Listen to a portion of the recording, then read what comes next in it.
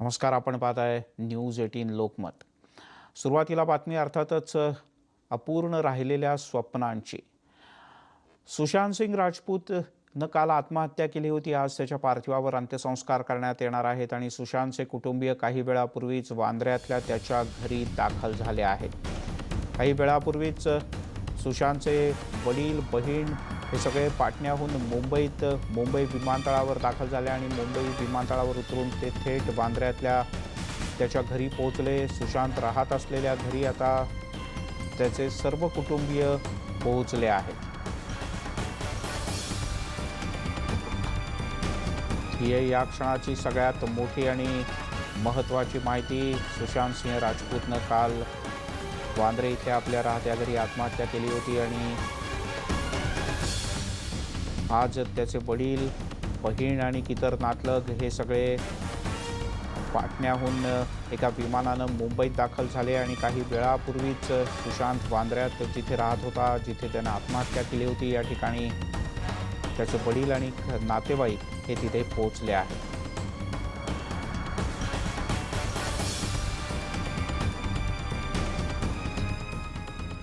रिया चक्रवर्ती सुद्धा कपूर रुग्णालयात काही वेळापूर्वी दाखल झाली होती। रिया ही सुशांतची खास मैत्रीण आहे आणि तिच्याशी तो लवकरच विवाहबद्ध होणार होता अशी माहिती आहे।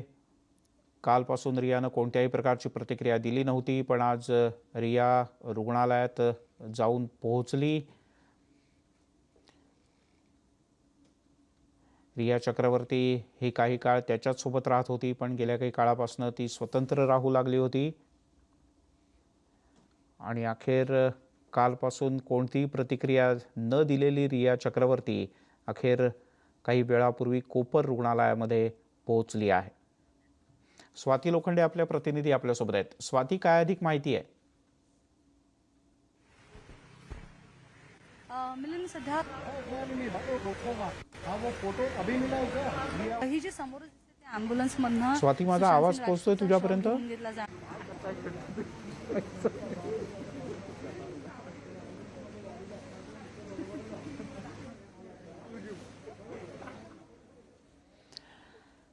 स्वाती लोखंडे आमच्या प्रतिनिधी यांच्याशी संपर्क साधण्याचा प्रयत्न करूयात, पण सुशांतचे आई वडील जसे पाटण्याहून विमानाने मुंबईत येऊन दाखल झाले आणि आता वांद्र्यातल्या त्याच्या घरी पोहोचले, तसाच सुशांतची मैत्रीण रिया चक्रवर्ती ही सुद्धा रुग्णालयात जाऊन पोहोचलेली आहे, कोपर रुग्णालयात, जिथे सुशांतचं पोस्टमॉर्टम करण्यात आलं आणि आज संध्याकाळी सुशांतच्या पार्थिवावर अंत्यसंस्कार करण्यात येतील।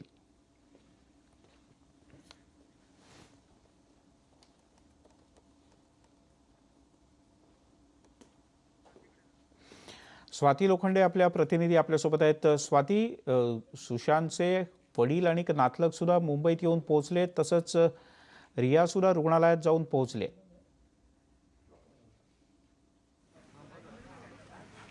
खरं तर सुशांतचे वडील आणि त्याचे काका आणि त्याच्याबरोबर इतर त्याचे कुटुंबीय हे फ्लाईटनं पोहोचले मुंबईत आणि ते कुपरला परस्पर येणार होते असं आधी ठरल्याप्रमाणे, पण त्यानंतर मात्र ते सुशांतच्या घरी पोहोचले आहेत। बांद्रा स्थित त्याचं निवासस्थान आहे, त्याच्या घरी तिथे पोहोचलेत।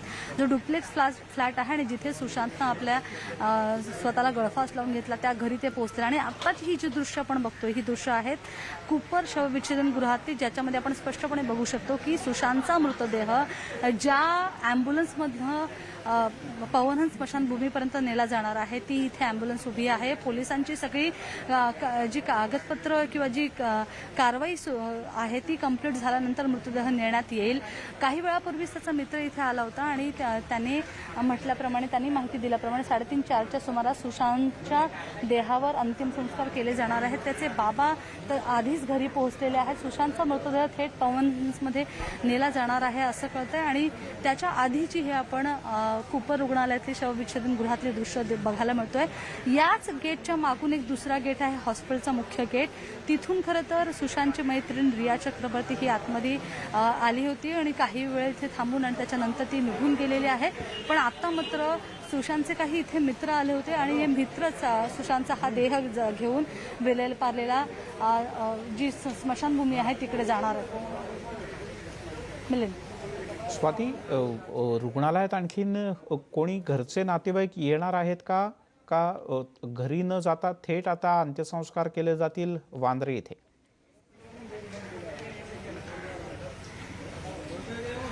खरं तर सुशांतचं घर हे बांद्रा स्थित कार्टर रोडवर आहे आणि आत्ता कूपर हॉस्पिटल जे आहे ते विलेपार्ल्यातले ही दृश्य आहेत. विलेपार्ले कूपर हॉस्पिटलच्या जवळच स्मशानभूमी आहे आणि तिथे हा मृतदेह नेण्यात येईल असा आत्ता मिळालेल्या माहितीनुसार आहे. कदाचित यापुढे बदल होऊ शकेल, पण जी वेळ दिलेली आहे 3:30-4ची ती पाहता असं लक्षात येते की सुशांतचा देह थेट पार्ल्याच्या म्हणजे पवनहंस स्मशानभूमी आहे तिथे नेण्यात येईल आणि तिथेच अंतिम संस्कार केले जाणार आहेत. त्याचे इतर सगळे, त्याची बहीण, त्याचे बाबा आणि त्याचे काका काकू जे थेट पटनावरून इथे पोहोचलेले आहेत ते सरळ इथे पवनहंसला येतील आणि मग लास्ट राईटचा पण त्याला म्हणतो किंवा अंतिम संस्कार म्हणतो ते केले जाणार आहेत. एकूणच सुशांतचा मित्रपरिवार हा खूप मोठा आहे, पण कोविडच्या या काळामध्ये मात्र कोणत्याही प्रकारे खूप मोठ्या जमावाला बंदी असणार आहे. खूप कमी लोकांच्या उपस्थितीतच अंतिम संस्कार केलं जाणार आहे. सरसकट सगळ्यांनाच येऊ दिलं जाणार नाही. आता आपण पाहतो की पोलीस अथॉरिटीमध्ये आलेले आहेत आणि चौकशी करत आहेत एकूणच. पण काही वेळातच, कारण ॲम्ब्युलन्स तयार आहे, बाकी सगळी गोष्टी कागदपत्री कारवाई जी आहे तीही सुरू आहे, काही वेळातच ही उरकून मग थेट सुशांतचा मृतदेह हा स्मशानभूमीच्या दिशेनं रवाना होईल. स्वाती, तूर्तास धन्यवाद या सगळ्या माहितीबद्दल आणि विश्लेषणाबद्दल.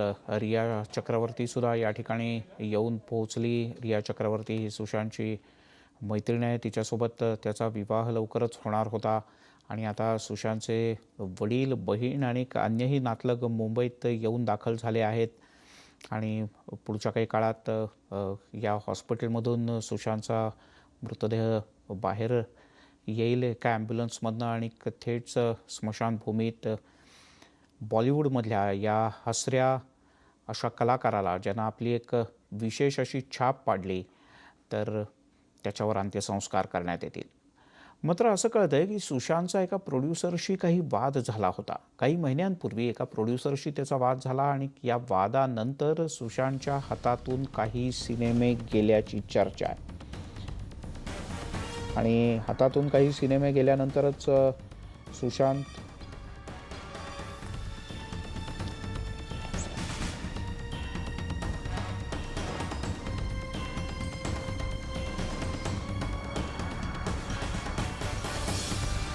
आणि याच सगळ्या संदर्भात त्यानं आपल्या बहिणीला आपली काही व्यथा सांगितली होती. सुशांत सिंहनं हातातून सिनेमे गेल्यानंतर तो काहीसा निराश होता आणि पोलीस सूत्रांच्या माहितीनुसार सुशांतनं 5 दिवसांपूर्वीच आपल्या बहिणीला फोन करून तब्येत ठीक नसल्याचं सांगितलं होतं. यानंतर गोरेगावला राहणारी जी सुशांतची बहीण आहे त्याच्यासोबत 2 दिवस वांद्र्याच्या घरी सुद्धा राहिली होती. सुशांतवर गेले 5-6 महिने हे डिप्रेशनमधून तो बाहेर यावा यासाठी उपचारही सुरू होते, पण तो वेळेवर औषध घेत नव्हता आणि काही दिवस आधी त्यानं डिप्रेशनची औषधं घेणं सुद्धा बंद केलं होतं असं कळतं. सुशांतनं गेले काही दिवस तो अत्यंत अस्वस्थ होता, खूप मानसिक तणावाखाली होता अशी माहिती त्याचा मित्र तसंच त्याच्या घरी काम करणाऱ्या नोकरांनीही दिली. सुशांतच्या मॅनेजरला त्याच्या फोनचा पासवर्ड माहिती होता आणि त्याच्या मदतीनंच पोलिसांनी सुशांतचा फोन अनलॉक केला. आत्महत्येच्या आदल्या दिवशी पहाटे 3 वाजता सुशांतनं त्याचा जिवलग मित्र महेश शेट्टीला फोन केला होता. सुशांत गेल्या काही काळामध्ये फक्त महेशशीच सगळ्या गोष्टी बोलत होता असंही कळतं. एवढंच नाही तर सुशांत जिच्याशी लग्न करणार होता ती मुलगी आणि सुशांत या दोघांचा महेश हा कॉमन मित्र होता. महेशनं दुपारी 12 वाजता सुशांतला परत फोन केला, पण त्यानं फोन उचलला नाही. सुशांतची बँक अकाउंट डिटेल्ससुद्धा तपासण्यात आलेत आणि या अकाउंटमध्ये कोणतंही मोठं नुकसान किंवा ट्रान्झॅक्शनसुद्धा आढळलेलं नाही. आत्महत्येच्या वेळेला सुशांत नशेत नव्हता असं पोस्टमॉर्टम रिपोर्टमधून समोर आलं आहे.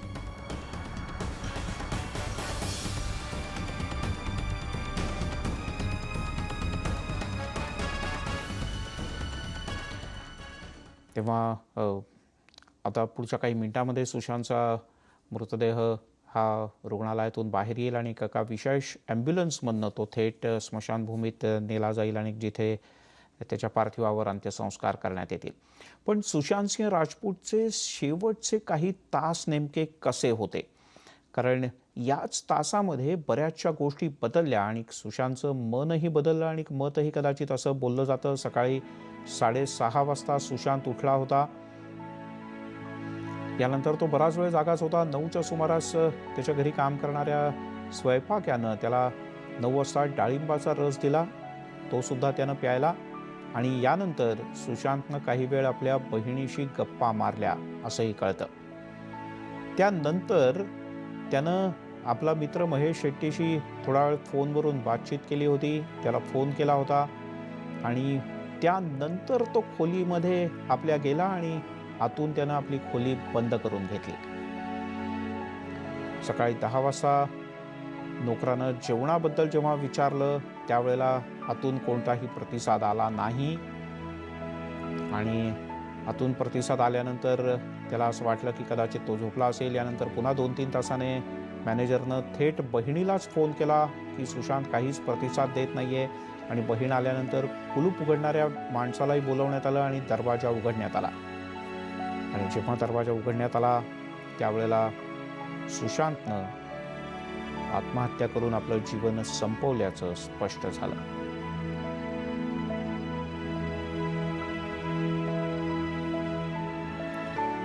त्याचा मित्र असलेला महेश शेट्टी ज्याला त्यानं शेवटचा फोन केला होता, हे दोघंही एकता कपूरच्या किस देश में होगा मेरा दिल या मालिकेमध्ये एकत्र होते. दोघेही अतिशय चांगले मित्र होते आणि शेवटचे जे 2 फोन सुशांतचे झाले ते बहिणीशी आणि महेशशी.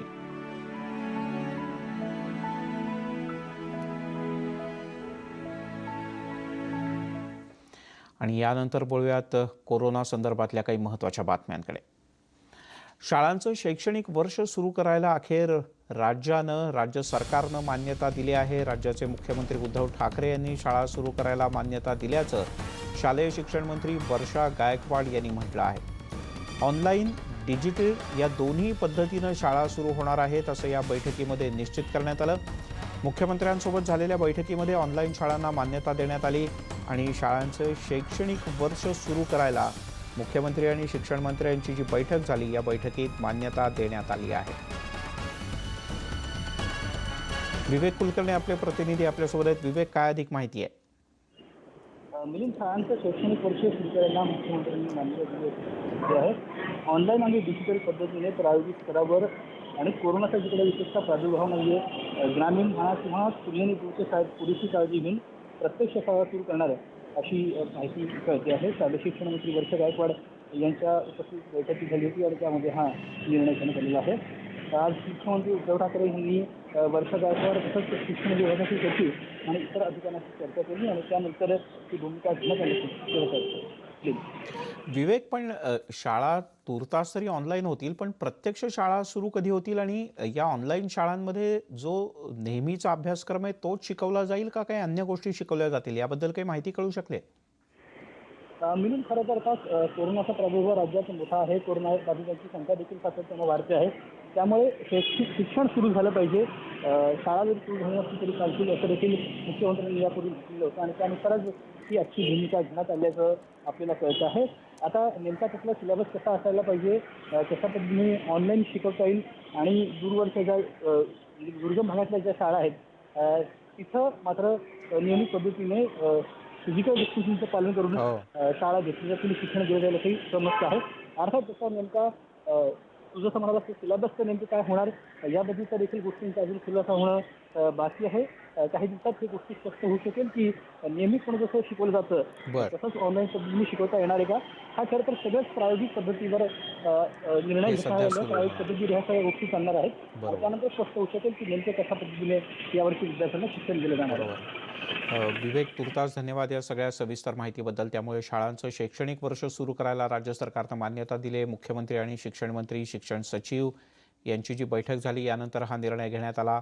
ऑनलाईन आणि इंटरनेटच्या माध्यमातून या शाळा सुरू करायला परवानगी देण्यात आली आहे. ग्रामीण भागात जिथे अशा प्रकारची सेवा उपलब्ध नाही तिथे सोशल डिस्टन्सिंग पाळून, फिजिकल डिस्टन्सिंग पाळून शाळांचे वर्ग सुरू करण्याच्या दृष्टीनं निर्णय घेतला जाणार आहे.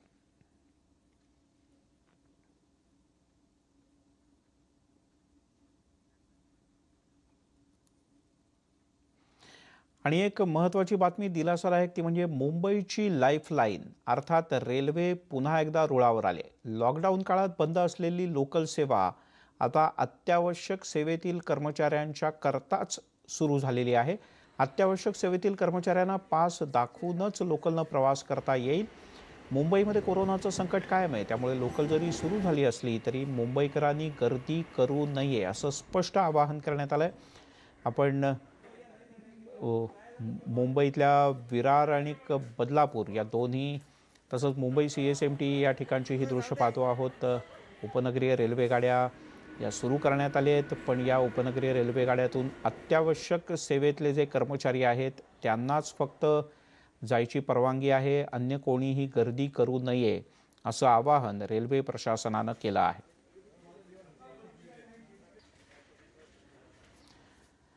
तिकडे पश्चिम रेल्वे मार्गावर लोकल सेवा सुरू झाली असली तर यामध्ये खाजगी लोकांना म्हणजे सर्वसामान्य लोकांना प्रवेश तूर्तास दिला जाणार नाही आहे. केवळ अत्यावश्यक सेवेत काम करणाऱ्यांच्यासाठीच ही लोकल सुरू करण्यात आले. त्यामुळे त्याचा बोजा ST बसेसवर पडत असून अनेक ठिकाणी मोठ्या रांगा लागतात. फिजिकल डिस्टन्सिंग पाळण्यामध्ये सुद्धा अडथळा येतो आहे. सध्या कडक उन्हामुळे प्रवाशांना त्याचे चटकेही सोसावे लागत आहेत. शासनानं रेल्वेचा प्रवास सर्वसामान्यांना सुद्धा सुरू करावा अशी मागणी होते आहे. आपण नालासोपाऱ्यातली ही लांबच लांब रांग पाहतो आहोत. तसंच ST मध्ये सुद्धा लोकांना सोडण्यात येत आहे, पण ST मध्ये सुद्धा फिजिकल डिस्टन्सिंगच्या नियमांचं पालन कसं करणार हा सुद्धा प्रश्नच आहे. तिकडे पुणे जिल्ह्याच्या ग्रामीण भागामध्ये आजपासून ST बस सेवा सुरू झाली. कोरोना लॉकडाऊन नंतर पुणे जिल्ह्यात पहिल्यांदाच STची बस सेवा सुरू झाली असल्यानं पहिल्या दिवशी 61 गाड्या सोडण्याचं महामंडळानं नियोजन केलं होतं. प्रवाशांच्या गरजेनुसार तालुकानिहाय फेऱ्या वाढवल्या जाणार असंही सांगण्यात आलं. तालुका ते तालुका या बसेस धावतील, पण पुणे शहरात कोरोना कंटेनमेंट झोन असल्यानं बारामती डेपोची बस फक्त हडपसरपर्यंतच धावेल. याचाच अर्थ स्वारगेट, वाकडेवाडी, वल्लभनगर आणि तळेगाव या बस डेपो वगळता पुणे जिल्ह्यातील सर्व बस डेपो हे आजपासून सुरू झाले आहेत. दापोली आणि मंडणगड तालुक्यातील अनेक गावं निसर्ग चक्रीवादळाच्या तडाख्यात सापडली. यात घरांचं, शेतीचं खूप मोठ्या प्रमाणात नुकसान झालं. मंडणगड तालुक्यातील आंबवणे बुद्रुक या गावाचंही या वादळात खूप जास्त नुकसान झालं. शेतीचे पंचनामे सध्या इथे सुरू आहेत, पण गावाला तातडीची कोणतीही मदत मिळालेली नाही. डोंगर भागात प्रत्येकाची आंबा आणि काजूची झाडं आहेत. या झाडांपासून मिळणाऱ्या उत्पन्नावर 40 ते 50% लोकांचा उदरनिर्वाह चालतो. पण वादळात ही झाडंच्या झाडंच उन्मळून पडलेत. गावातील शाळेची इमारत सुद्धा पूर्णतः जमीनदोस्त झाले. त्यामुळे विद्यार्थ्यांच्या भविष्याची सोय काय हा सुद्धा प्रश्नच आहे. सध्या गावाच्या पंचक्रोशीत पंचनामे सुरू आहेत, मात्र अद्याप गावाला कोणतीही तातडीची मदत मिळालेली नाही. आपण पाहताय दुपारी 3च्या बातम्या आणि एक मोठा इम्पॅक्ट. न्यूज 18 लोकमतच्या बातमीचा. डोक्यावर छप्पर नसलेलं शिंदे कुटुंबीय आपल्या चिमुकलीला घेऊन फुटपाथवर गेले 1.5-2 महिने राहत आहे. ही बातमी न्यूज 18 लोकमतनं दाखवली होती. फुटपाथवर झाडाखालती 3 महिने हे कुटुंब बाळासह राहत आहे आणि ही व्यथा न्यूज 18 लोकमतनं दाखवली. यानंतर आता डॉक्टर सचिन पाटील यांनी या कुटुंबाची 6 महिन्यांसाठी राहण्याची मोफत व्यवस्था केलेली आहे. वैभव सोनावणे आपले प्रतिनिधी आपल्यासोबत आहेत. वैभव, काय सांगशील?